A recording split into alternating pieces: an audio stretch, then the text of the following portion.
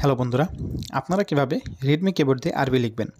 তো বন্ধুরা, আপনারা কিভাবে রেডমি কিবোর্ড দিয়ে আরবি লিখবেন আজকের এই ভিডিওটি আপনারা সম্পূর্ণ দেখলে কিন্তু বুঝতে পারবেন।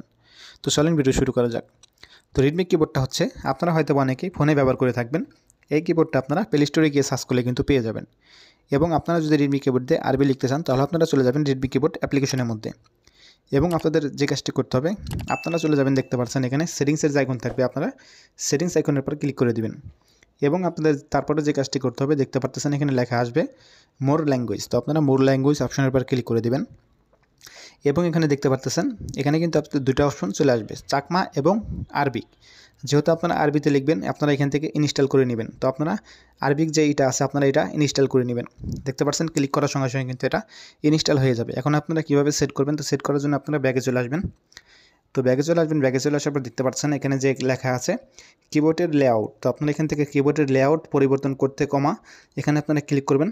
তো কিবোর্ডের লেআউট অপশানে আপনারা ক্লিক করবেন। ক্লিক করে দেওয়ার পর দেখতে পাচ্ছেন এখানে কিন্তু আপনাদের যেই এগুলো সিলেক্ট করা থাকবে সেগুলো কিন্তু এখানে দেখাবে। তো আপনারা যেহেতু আরবিটা সিলেক্ট করবেন, এখান থেকে আপনারা আরবিটা সিলেক্ট করে দিবেন। দেখতে পাচ্ছেন এখানে কিন্তু আপনাদের 3টা অন আছে। তো আপনাদের এখান থেকে যে কোনো একটা বন্ধ করে দিতে হবে। তো এখান থেকে একটা বন্ধ করে দিচ্ছি।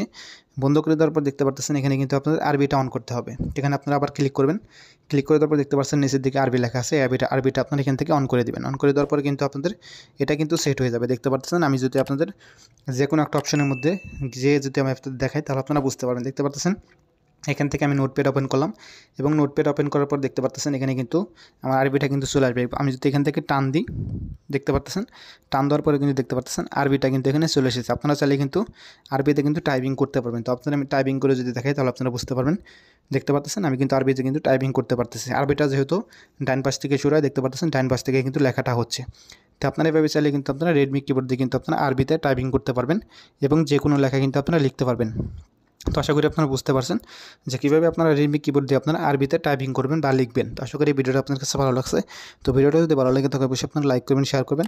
আর চ্যানেল নতুন এসে থাকলে অবশ্যই আপনারা চ্যানেলটি সাবস্ক্রাইব করবেন। আর ভিডিওটা যদি আপনারা ফেসবুক পেজ বা টিকটক থেকে দেখে থাকেন অবশ্যই আপনারা ফলো করে রাখবেন, লাইক দিয়ে রাখবেন। তো সবাই ভালো থাকবেন, সুস্থ থাকবেন। দেখা হবে অন্য কোনো ভিডিওতে। আল্লাহ হাফেজ।